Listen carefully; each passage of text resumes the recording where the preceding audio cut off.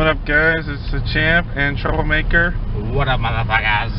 Here with Truejuggalos2.0, and we're doing another ride along. You done know. And we're here in this crazy ass parking lot. Took us a little while to get out. Holy shit, I'm all wet. And as a special treat, we're bringing you our Deadpool review. We just finished watching the movie, and holy fuck, it was hilarious. Yeah, I don't think you guys understand the level of hilariousness that went into this shiznit. Yo, we're gonna kick it off with the Deadpool? Yeah, man. Okay.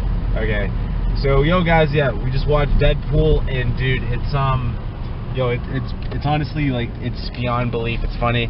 Pretty much what I want to start off by saying, like, Deadpool, like, the movie starts off, he's in a taxi, he's talking to, some Indian dude, taxi driver guy, and you know he's teaching the guy about love, right? And as the movie progresses and stuff, you know, like Deadpool makes you think that it's a love story, then he makes you think it's a horror movie, then it kind of reverts, you know, back to comedy, and it's all over the place. The poster will even make you think that it's a love story because, you know, it's Deadpool, yes, but then he's doing a heart-shaped thingy.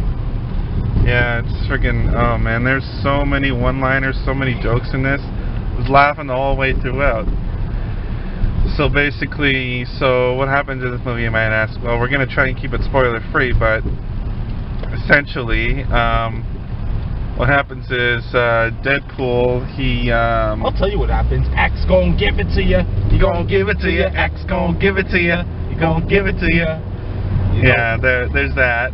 Shout out to DMX, and I hope he's doing better, because there was a report the other day that he was like that he collapsed and he couldn't breathe, man. So yeah, fuck, that sucks. And it's kind of odd that, you know, like that happened, and then like a couple days later, you know, this movie comes out, like all out of ironicnism. So anyway, just for a quick second here, we're just up in the Shepherd Center, Young and Shepherd. It's actually, I just wanted to take a quick minute to tell a story about it, because I used to work here very briefly back like 5 years ago, and now compared to then it was like full of shops and whatnot. Now it's pretty much almost all gone. I guess they're getting rid of it soon, which friggin' sucks if you ask me. This is actually a decent mall, had all kinds of nice stuff in it. Yeah, yo, honestly, like, I noticed a departure of things at this you know, Shepherd Center. Just a little after, I presume, Sunrise Records, you know, like disappeared from there.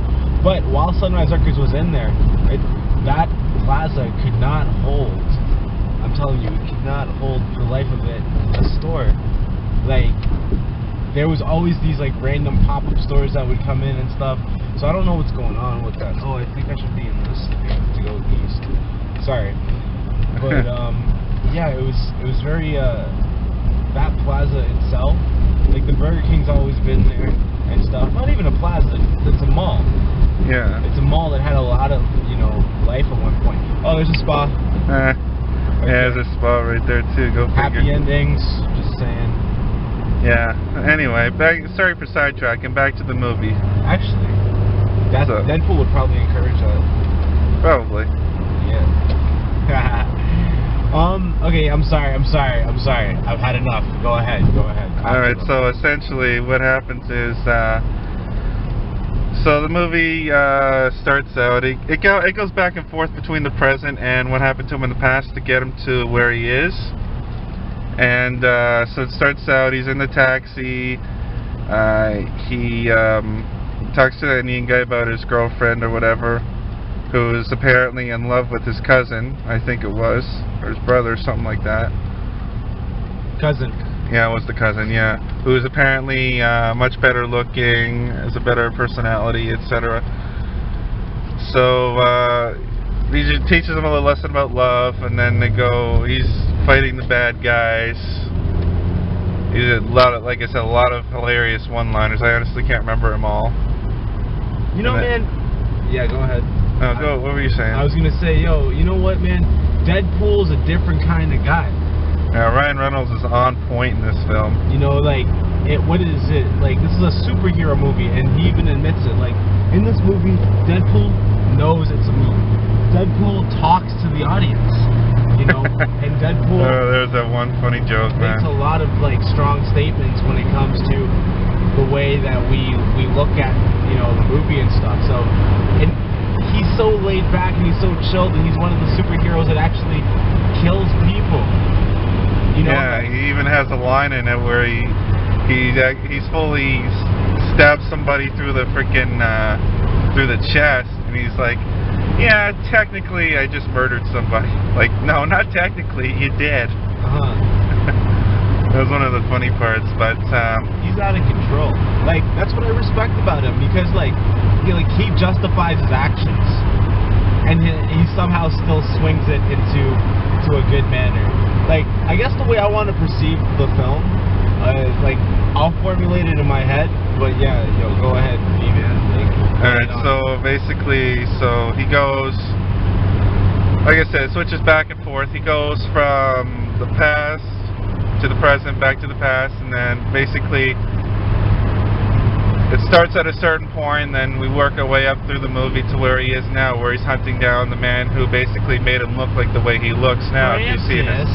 Yeah, if you've seen the trailers, you see what he looks like now after the mutation, and you should see some of the shit they put him through. Seriously, that shit is crazy.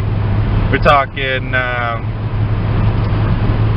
ice baths, we're talking fucking electrocution, just pure straight up torture to try and cure his cancer by mutation.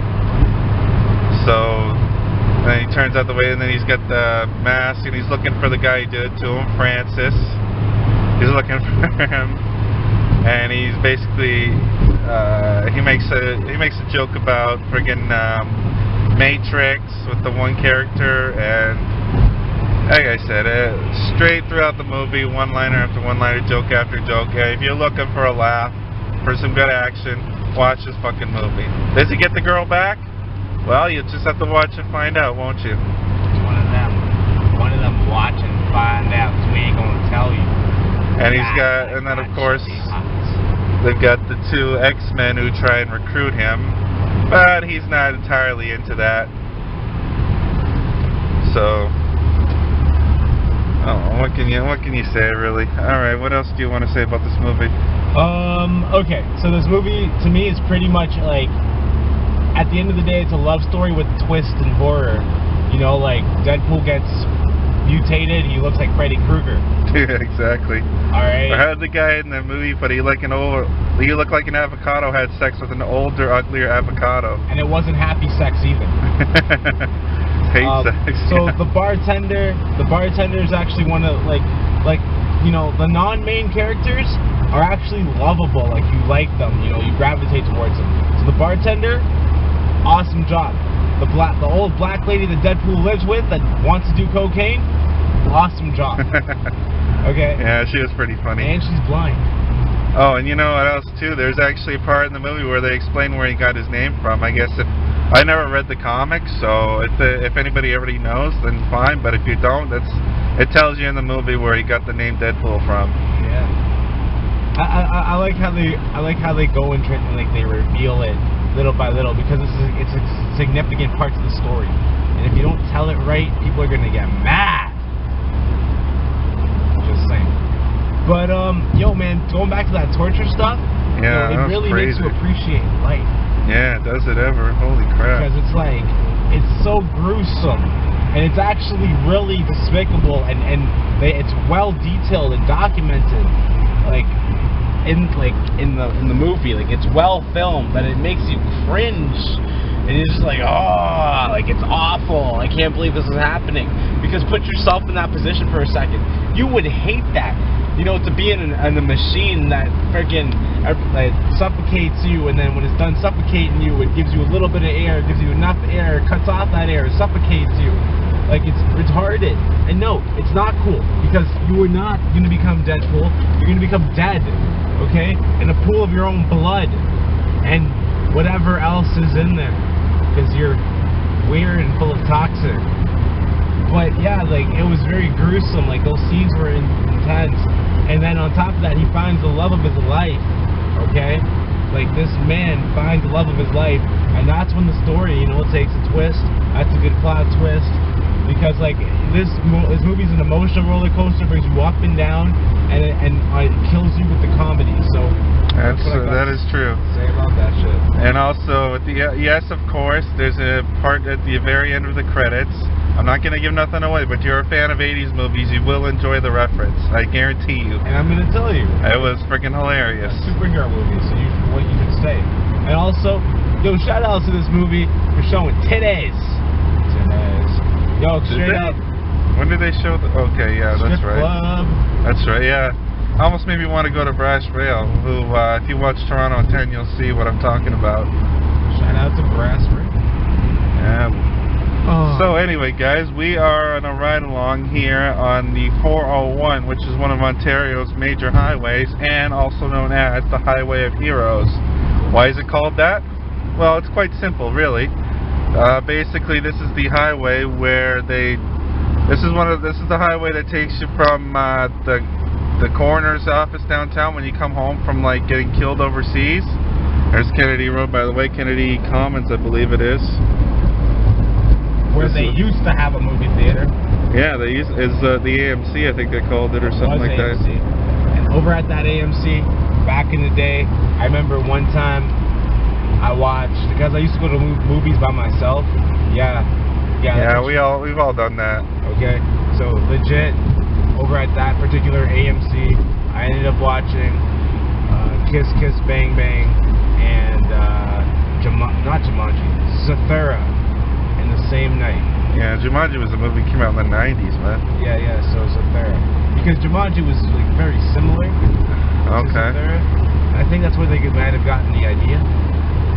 But, yeah, I remember just, and, I watched 2 movies back to back one night over there. It was decent. It was decent. But, the theater was going under because, like, of the lack of people. The lack of people. Must have been nice, though, on, like, opening night. You didn't have to worry about sitting next to everybody. Oh, no, let me explain this to you. I didn't even, like, growing up, opening night, I didn't even know what an opening night was. Okay, I just knew that there was a movie coming out and I wanted to see it. I got into that whole opening night thing around maybe 2007, 2006,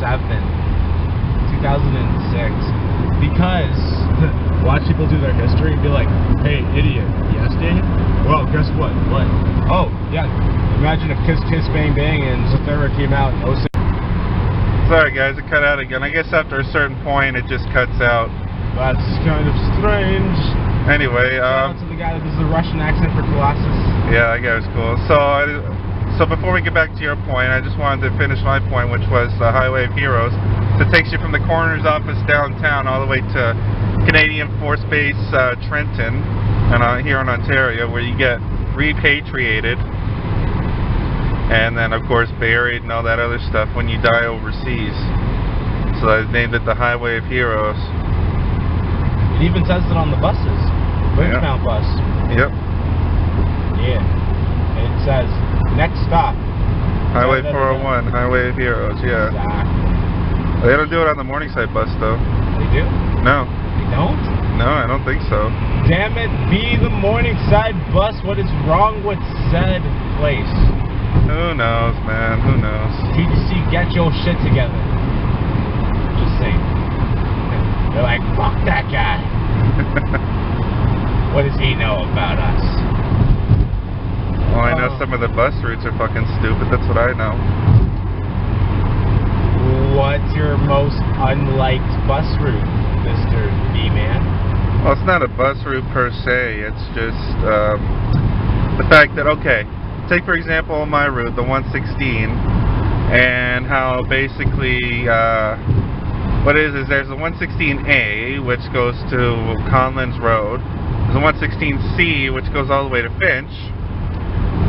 But here's the problem with that. There's a 116B for Morningside that doesn't go anywhere near Morningside. It goes to fucking Kingston Road, Eglinton, which is nowhere near. I'm talking like a solid 2 kilometers at least away from anywhere near Morningside.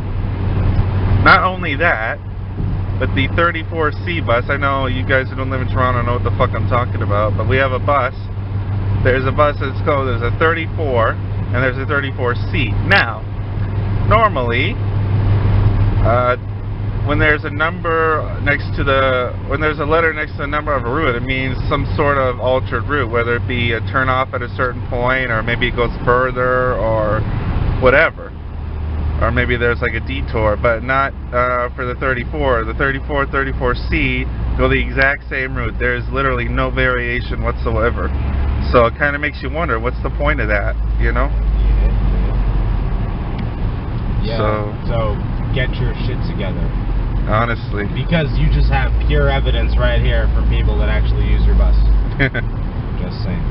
Thank you for the bus routes, though. Much appreciated. Yeah, that's true. Sure. Yeah, you gotta turn right.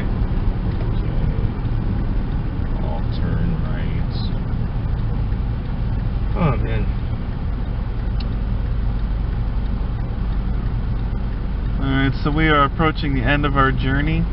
And as far as Deadpool goes, definite, at least 4.5 out of 5. Yeah, there's nothing wrong with this. You should go watch Absolutely not. It's definitely worth the money. If you have the money. And if you don't have the money, get some scene points. Or sign up for a Scotiabank scene card.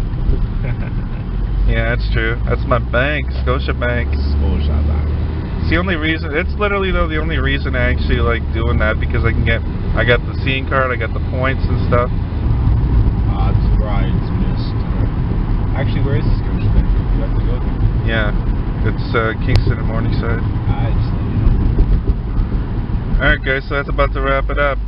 Mr. Troublemaker, anything else? Drive sober, arrive alive. PSA right there. Yeah, Never up. say the True Juggalos don't do public service, because we do. Yeah, even though like 80% of our stuff is really bad. Oh, and guys, please go check out his show in Brampton. It's freaking February 20th. Yeah. Was it? Yeah, it is. Yeah. It's 8 days away, guys. It's a Saturday, guys. What excuse do you have? I have an excuse because I'm working, but what excuse do you guys have? Jeez. You're in the area, come down, check it out. Where's it at? Master's Lounge. Master's Lounge. You heard the man. Brampton. Trust me, man, Crazy Dave's going to be putting on one hell of a show. And most of his beats he wrote himself. Oh, that's interesting. It's going to be one of the most original sets you've ever seen in your life. Just saying. Alright, you heard it here, folks. This has been the Champ and Troublemaker for Truejuggalos2.0, and we out this. Peace.